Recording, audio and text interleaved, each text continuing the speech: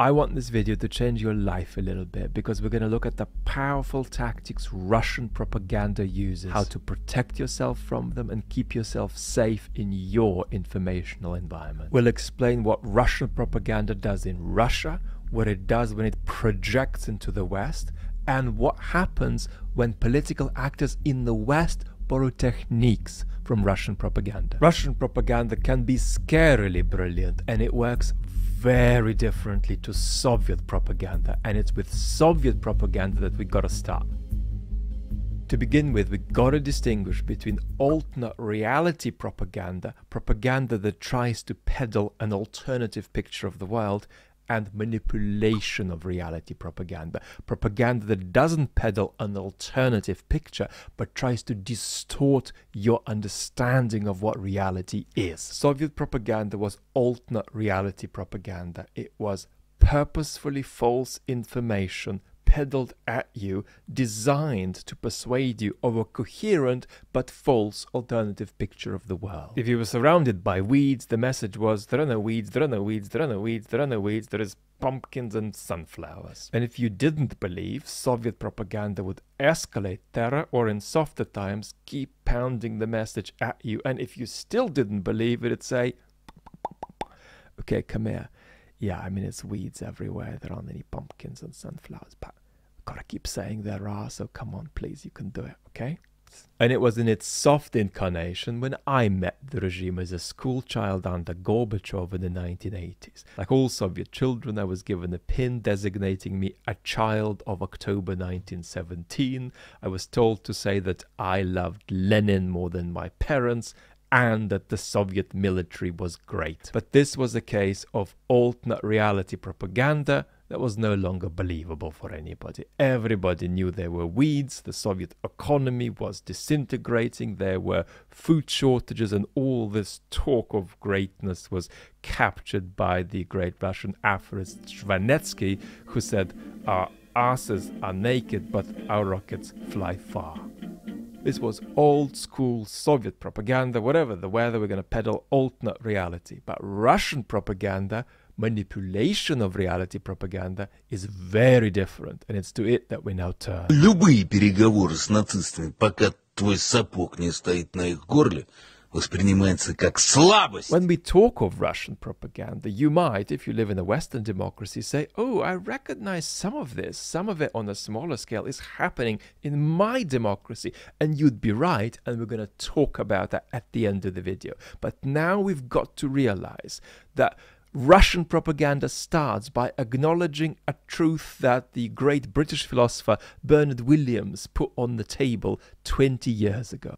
Two currents of ideas are very prominent in modern thought and culture. On the one hand, there is an intense commitment to truthfulness, or at any rate, a pervasive suspiciousness, a readiness against being fooled, an eagerness to see through appearances to the real structures and motives that lie behind them. Together with this demand for truthfulness, however, or to put it less positively, this reflex against deceptiveness, there is an equally pervasive suspicion about truth itself, whether there is such a thing. And these two things, the devotion to truthfulness and the suspicion directed to the very idea of truth, are connected to one another. The desire for truthfulness drives a process of criticism which weakens the assurance that there is any secure or unqualifiedly stateable truth. And what Bernard is saying, and he's writing over 20 years ago, before the existence of social media, is that we are so desperate not to get fooled, not to get duped, that we become suspicious not just of particular messages and particular messengers, but of the very idea of getting the world right at all. And Russian propaganda takes this to the limit. Its first pillar is to doubt truth itself. It rejects not just particular truths, but the very idea of there being a truth to be discovered. The second pillar of Russian propaganda is to give up on consistency. Remember, Soviet propaganda painted a consistent and coherent alternate picture of reality. Russian propaganda does not do that. It deliberately sends out mixed messages. Consistency is something that is to be positively evaded. The third pillar of Russian propaganda is volume.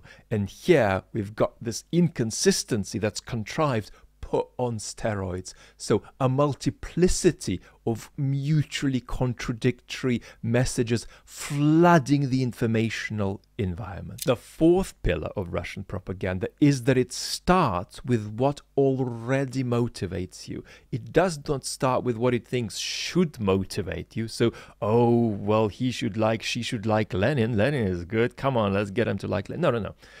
You like whatever you like. We're going to start with that, and then we're going to start manipulating this. So if you like donuts and you hate muffins, we're not going to persuade you that muffins are good. We're going to start by seeding all kinds of messages about donuts into your head, and then try to take you from there. We've got to slow down for a minute and look at a case study of what happened in Belarus in summer 2020, because mass protests were occurring against the so-called agro-Führer, the narcissist sicko Lukashenko, and Belarusian propaganda was losing. And suddenly Russian propagandists were sent in, and they completely changed the informational picture. The great YouTube colleague of mine, Maxim Katz, did a breakdown of this, and we're going to follow his analysis. В Беларусь приехали российские пропагандисты. Сразу невооруженным глазом стали видны стандартные приемы нашей пропаганды. Во-первых, нужно понимать, что российские пропагандисты действуют намного более тонко, чем белорусские. Если белорусская пропаганда похожа на советскую, то есть просто фигарит альтернативную реальность в телевизор и не озабочена, чтобы в нее кто-то верил, то российская цепляется за реальные какие-то события или эмоции или чувства и пытается их раскрутить, чтобы люди сами прекратили сопротивление, переругались между собой, засомневались в своих лидерах, друг в друге, в себе, поверили, что ничего невозможно добиться и не надо даже пытаться. Это такая смесь политических технологий и социальной инженерии. First move Russian propagandists made is to simply suspend the idea that Lukashenko won or that Lukashenko was a legitimate president, because that alternate reality wasn't saleable. So instead they refocused and messaged that the protest was about to expire, run out of steam and fade. Max described this as the Russians tapping into a learned helplessness that's common in the Soviet bloc, aiming to break the will of the protesters by tapping into their frustration. The second thing Russian propagandists did is changed from talking about Lukashenko to talking about Tikhanovskaya, who actually won the election. And the message was not Lukashenko is good, he is still the man, but Tikhanovskaya is unknown, she is a housewife, she can't really do politics. So that was a way of turning discourse onto defense about the legitimate winner of the election. The third thing Russians did was got the Belarusian regime to flood protesters with criminal proceedings, not so as to imprison everybody, but so as to change the discourse from where is the protest going next to who has been asked to go to a hearing and where, who's got charged, who's received what letter and notification. So this was an inversion of the informational environment. The fourth thing they did, having flooded the legal space, is that they flooded the social media space with posts and comments, and most importantly, these were messages that were contradictory and ill-assorted. Here are some of them. The opposition has gone mad. The opposition are outnumbered and in fact surrounded by enemies. If the opposition were to succeed, Belarus would lose key commercial ties with Russia. If the revolution did succeed, Belarus would become an American vassal. If the revolution did succeed, Belarus would lose the Russian language. Now, the point of saturating the informational environment with these ill-assorted messages was not to persuade people of them, but rather to get people to have arguments with bots and trolls and real agents for the Belarusian regime online. But even more importantly than that, to get for there to be divisions within the protest movement, so that people will start debating, well, maybe one of these arguments is more valid than another, maybe we should consider it. Well, no, we shouldn't, but yes, we should. So it's to seed conflict by saturating the informational environment with so many different messages, hoping some of them would cling to some of the people. So this is a little bit about how this stuff works. This is manipulation of reality propaganda, not alternate reality propaganda. Now, we have also seen this stuff being projected by the Russian regime into our democracies in the West, and we've got to talk about how that works. It's been a policy of the Russian regime for years to see destabilization in Western democracies. In 2016, they interfered in the US presidential election, as well as in the Brexit vote and in many other European countries. How did they do this? And what were their aims? In the US context, the Russians have been accused of three things. First of all, leaking and hacking the DNC emails, guilty as charged. 2, flooding the informational environment, so social media attacks, guilty as charged. Direct collusion with major US political figures. There's not much evidence for this. We've got to understand the three aims that the Russians had in interfering in Western democracies. The first thing to understand about what the Russians were up to in 2016 is that they are not into taking sides and genuinely supporting one candidate over another. They can support one candidate over another if they feel that's the candidate who will cause the most havoc.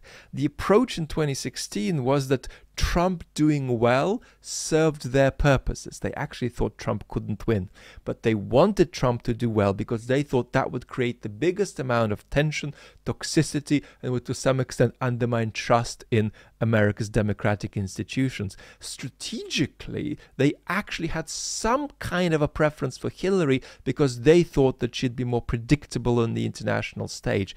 Cumulatively, they were more behind Trump, but that's not because they were with him as such. It's simply because they were looking for, well, what's going to cause the biggest degree of instability. The second thing that's really important to understand is that the Russians were not after seeding new conflict.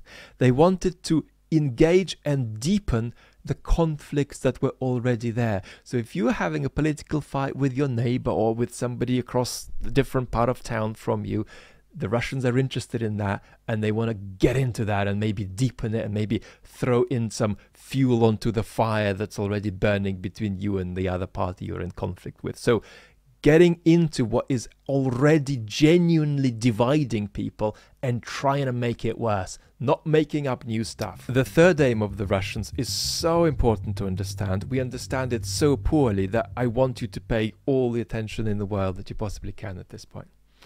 The Russians are not thinking we're going to interfere in Western democracies and that's going to harm the democracies. No. They are thinking we're going to interfere in Western democracies. Westerners are going to freak out about our interference, and it's that freak out that will be what undermines Western democracy. You see, so for Putin, actors like Rachel Maddow, who take a very maximalist view of Russian interference, are inadvertently actually acting in Russia's interests. Because when we are having a panic attack about Russian intervention, Russian interference, that is the very harm that the Russians are looking for us to self-administer to our democracies. Because what are we doing when we do this? We are taking local issues that have some foreign cause but are mostly homegrown and pretending that they aren't local, pretending that they are a product of malign foreign interference. Yes, the Russians did play a role in the 2016 culture wars in the United States. Yes, the Russians did play a role in the Brexit Remain culture wars in the UK. But that role is minor compared with the maximalist accounts of it given by whether it's Rachel Maddow in the United States or Carol Cadwalladr in the UK. And so the fault here is that we are blinded to the local problems, the local conflicts we've got to process in our democracies, and end up prompted by this legitimately real foreign interference. We're prompted to externalize these local problems and say, as long as we stop the foreign interference, we're going to be okay. And so we're watching our democracy sink, pretending that there's nothing wrong with it because all of these foreign agents over there, and we're not recognizing that we should actually be urgently addressing what it is that might be, if not sinking the ship of our democracy that's locally caused, but at least taking it out of the bay into open ocean where waters will be bumpy, and for that we need to be prepared. We've discussed how Russian propaganda works on Russians, how it works on us when it's projected into the West, but there is something else disturbing we've got to discuss, and that is when we ourselves domestically begin to mimic some of the methods of Russian propaganda. Here is Peter Pomerantsev, who I want to put in here because he is anyway one of the best voices in the West on the workings of Russian propaganda. America culturally has arrived to Russia in the early 1990s. Maybe not politically, of course, or in the sense of its institutions or in, you know, its court systems and so on and so forth. I'm kind of talking about like the political culture, the permafrost underneath the institutions is melting in a very similar way. So the winds of history are taking these Russian methods and seeding them in Western democracies. So just imagine Donald Trump being asked, Donald, do you like pasta? I've looked at pasta very, very strongly, tremendously strongly, and some very bad people, very, very bad, tremendously bad people have made pasta, and it was very bad. But I've made pasta, and it was really good. It was tremendously good, probably the best. And Vladimir Putin is a very smart guy, and he could make pasta tremendously well, but we don't like Putin, and his pasta probably wouldn't be very good, but I can't be sure, but it could be good, but I think it probably won't. So, you see what I mean?